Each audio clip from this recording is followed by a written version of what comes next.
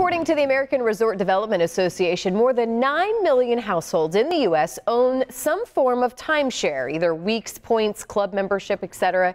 Yet at any given time, it's estimated that roughly 1 million people are looking to end their ownership. In fact, our next guest says that with a quick and simple online search, you can find thousands of timeshares listed for less than $1, maybe even free with no interested buyers. Here to explain is a timeshare exit industry expert, Gordon Newton. Good morning.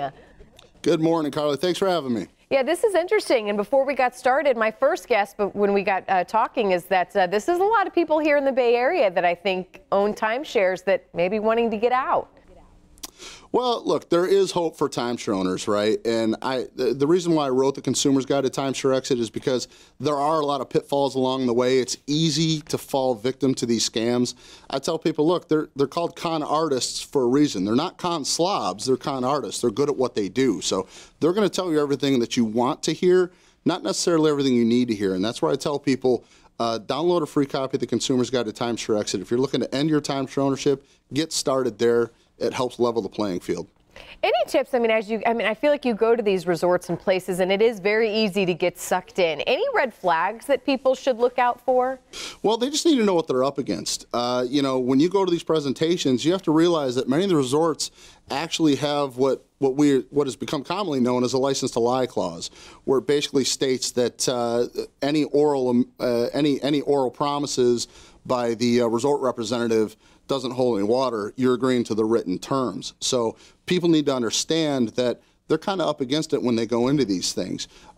Never sign the first day. Always have an attorney take a look at those contracts, because many of our clients that have come to us looking to end their timeshare ownership, they've often said to me, boy, if I knew then what I know now, I would have never fallen either victim to that scam or perhaps even purchased it in the first place.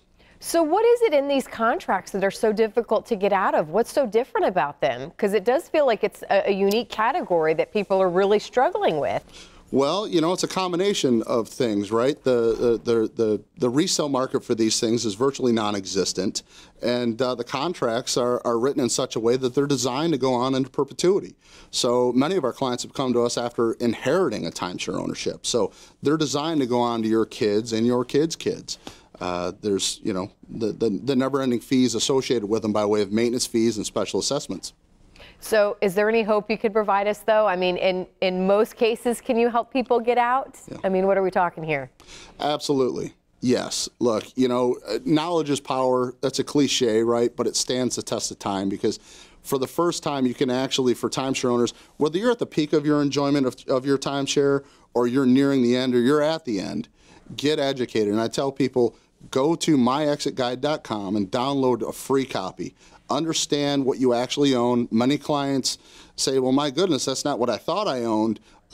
That's not what the sales representative told me. So for the first time, they're understanding what they're up against. So there are a lot of scams out there associated with the timeshare exit industry and the timeshare industry in general. So be careful, gain the knowledge, and help level the playing field between timeshare owner, consumer, and you know, exit company or attorney or resort. Well, thank you for making that process easier for us, Gordon. Thank you so much for your time this morning.